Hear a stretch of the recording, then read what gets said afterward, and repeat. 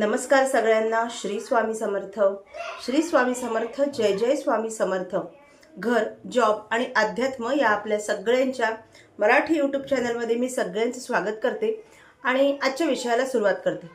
चातुर्मास म्हणजे विविध व्रत वैकल्ये करण्याचा अतिशय पावन असा पर्वकाळ. चातुर्मासामध्ये आपल्या हिंदू धर्म संस्कृतीमध्ये वेगवेगळे व्रताचरण करण्याचे सांगितलेले आहेत.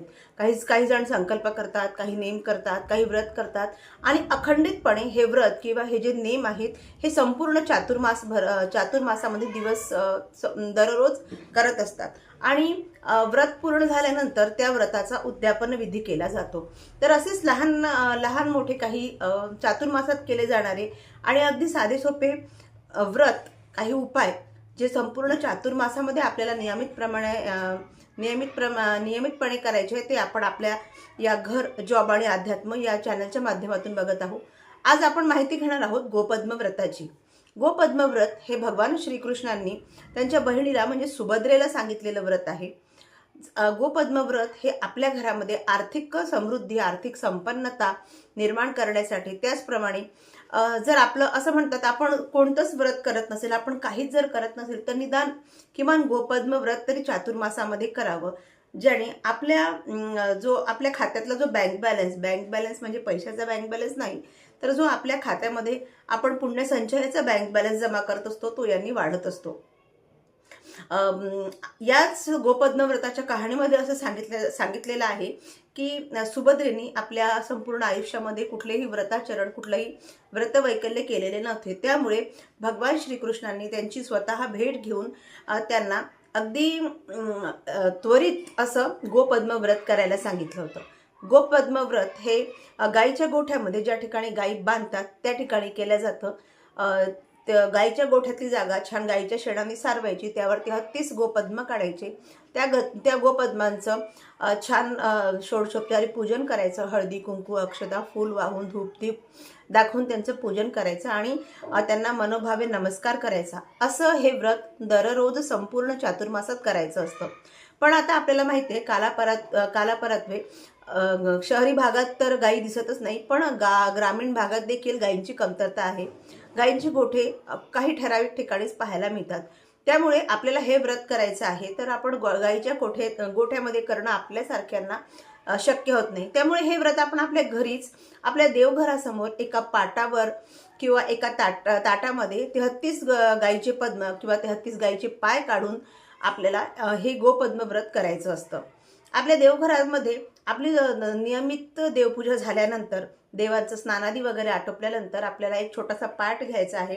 पाट नसेल तर छोटंसं ताट घ्यायचं किंवा एखादा फरशीचा तुकडा वगैरे स्वच्छ असं घ्यायचं आणि आपली पूजा झाल्यानंतर 33 गोपद्म आपल्याला त्या पाटावर काढायचे आणि हळदी, कुंकू, अक्षता, एखादं फूल आणि झालं शक्य असतं तुळशीचं पान अर्पण करून त्या गोपद्मांची पूजा करायची. त्याला मनोभावे नमस्कार करायचा, त्याला धूप दीप दाखवायचा.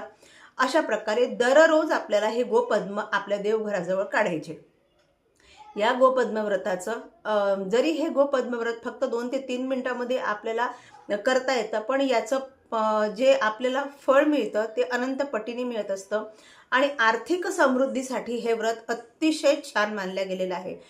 जर तुम्ही अविरतपणे किंवा न चुकता जर संपूर्ण चातुर्मासामध्ये गोपद्म व्रत केलं तर तुम्हाला तुमच्याच घरामध्ये अखंडित लक्ष्मी नांदत असल्याचा तुम्हाला त्याचा अनुभव येईल. त्याचप्रमाणे आपल्या घरामधले जे काही कर्जबाजारीपणा असतो, आर्थिक जे संकट आलेले असतात किंवा आर्थिक टंचाई असते, हे या व्रत केल्यामुळे बरेचसे प्रमाणामधून आपल्याला अर्थार्जन करण्याचे आपल्या कुटुंबाला मार्ग मिळत असतात. म्हणजेच काय, आपल्या आर्थिक अडचणी दूर होण्यास या व्रताने मदत होत असते. त्याचप्रमाणे सौभाग्य वृद्धीसाठी केले जाणारं हे अतिशय छान आणि सोपं व्रत आहे. हे व्रत कसं करायचं याची माहिती मी पुढे तुम्हाला दिलेलीच आहे. 33 गोपद्म कसे काढायचे याची माहिती दिलेली आहे. पूजा कशी करायची हे देखील आपण व्हिडिओच्या पुढे पाहिलेलं आहे. आणि व्हिडिओच्या शेवटी मी तुम्हाला गोपद्म व्रताचं उद्यापन कसं करायचं हे देखील सांगितलं. तर चला बघून घेऊया गोपद्म व्रताचं पूजन कसं करायचं. चातुर्मासात केले जाणारे गोपद्म व्रत अशा पद्धतीने आपण करायला हवे. हे बघा, 33 गोपद्म काढायसाठी माझ्याकडे ही 33 गोपद्म असलेली चाळणी आहे. फार जुनी आहे, त्यामुळे ती तुम्हाला त्याची दिसते आहे. आणि त्यामुळे त्या चाळणीने चांगलं व्यवस्थित अजूनही गोपद्म निघतात, त्यामुळे मी अजून ती चाळणी बदललेली नाही. माझं गोपद्म व्रत करण्यासाठी मी नेहमी ही फरशी वापरत असते. छोटा फरशीचा तुकडा आहे. त्यावर बघा ह्या चाळणीच्या सहाय्याने मी अशी 33 गोपद्म काढून घेतलेले आहे. हे गोपद्म काढून घ्यायच्या आधी फरशी स्वच्छ आपल्याला धुवून पुसून घ्यायची आहे. झालं शक्यतो गोमूत्र टाकून पुसून घ्यायची आहे. आणि हे गोपद्म 33 गोपद्म काढून झाल्यानंतर आपल्याला हळदी, कुंकू आणि अक्षता या गोपद्मांना अर्पण करायचे आहेत. अगदी मनोभावाने आपल्याला हे व्रत करायचं आहे. हे व्रत करताना, हे गोपद्म काढताना आपल्याला देवाजवळच हे गोपद्म काढायचे आहे. एखादं तुळशीपत्र, त्याचप्रमाणे एखादं फूल आपल्याला या गोपद्मांना अर्पण करायचं आहे. दीप दाखवायचा आहे.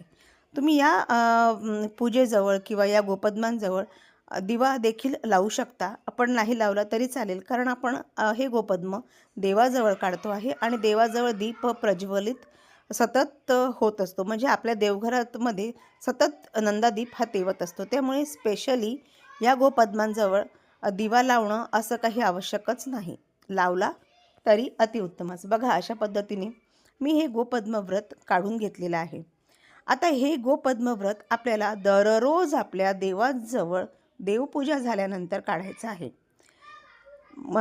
मासिक धर्माचे 4 दिवस किंवा जर कोणी 5 दिवस आपल्याला मासिक धर्म आला असेल तर तेवढे ते 4 ते 5 दिवस आपल्याला सोडून मग ही सेवा पुन्हा आपल्याला पूर्ववत कंटिन्यू करायची आहे. या सेवेमध्ये खंड पडता कामा नये. त्याचप्रमाणे जर आपल्याला सूतक आलं असेल किंवा आपल्या घरामध्ये वृद्धी म्हणजे जर कोणाचा जन्म झालेला असेल तर तेवढा दिवस सोडून आपल्याला हे व्रत आहे, हे व्रत आपल्याला पूर्ण करायचं आहे.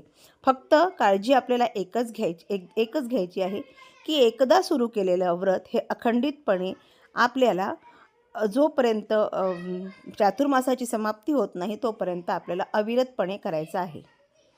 तर अशा प्रकारे आपल्याला संपूर्ण गोपद्मांचं पूजन आपल्याला संपूर्ण चातुर्मासामध्ये, म्हणजे याची सुरुवात करायची आपल्याला आषाढी एकादशीच्या दिवशी आणि याची समाप्ती आपल्याला करायची आहे प्रबोधिनी म्हणजे कार्तिकी एकादशीच्या दिवशीपर्यंत आपल्याला दररोज हे गोपद्म काढायचे आहे. आज काढल्यानंतर त्याची छान पूजा करायची. दिवसभर दुसऱ्या दिवशीपर्यंत तसेच राहू द्यायचे देवघराजवळ. नंतर आपली दुसऱ्या दिवशीची देवपूजा झाल्यानंतर ती जी रांगोळी आहे गोपद्मांची ती पूर्ण स्वच्छ करायचं, तो पाट स्वच्छ करायचा आणि पुन्हा नवीन रांगोळीने गोपद्म करायचं. ही जी रांगोळी आहे आदल्या दिवशीची ती तुम्ही ज्या ठिकाणी आपले झाडं वगैरे असतात त्या ठिकाणी तुम्ही ते निर्वाल्य म्हणून टाकू शकता किंवा ज्या ठिकाणी आपण देवांची पूजेचे फुलं वगैरे टाकतो त्या ठिकाणी तुम्ही हे विसर्जित करू शकता, पाण्यामध्ये विसर्जित करू शकता. फक्त उद्देश हा एकच की त्या रांगोळीचं आपण पूजन केलेलं असतं, त्यामुळे त्याचा अपमान होता कामा नये. आता आपण बघून घेऊया की गोपद्म व्रताचं उद्यापन कसं करायचं.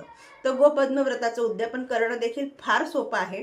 तुम्ही संपूर्ण चातुर्मासामध्ये हे गोपद्म व्रत करायचं, छान गोपद्मांची पूजा करायची आणि ज्या दिवशी शेवटचा दिवस आहे आपण प्रबोधिनी एकादशीला गोपद्म व्रत आपण करू त्याच्या दुसऱ्या दिवशी म्हणजे द्वादशीच्या दिवशी आपल्याला एखादी सवाष्ण आपल्या घरी बोलवायची आहे. तिला हळदी कुंकू अक्षता वगैरे लावून तिचा मानसन्मान करायचा, तिची ओटी भरायची. तुम्हाला शक्य झालं असेल तर तिला तुम्ही जेवण करायला बोलवा, तिला जेवू घाला, छान त्याच्यामध्ये गोडाचा प्रसाद म्हणून करा आणि तिची ओटी भरा आणि नमस्कार वगैरे करायचं. बस इतकं साधं आणि सोपं गोपद्म व्रताचं उद्यापन हे सांगितलं गेलेलं आहे.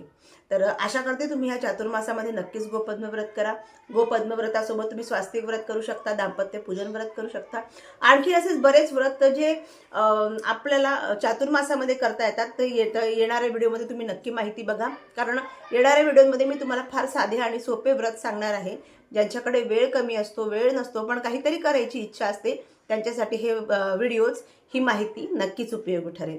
तर पुन्हा भेटूया अशाच एका व्हिडिओमध्ये. तोपर्यंत सगळ्यांना श्री स्वामी समर्थ.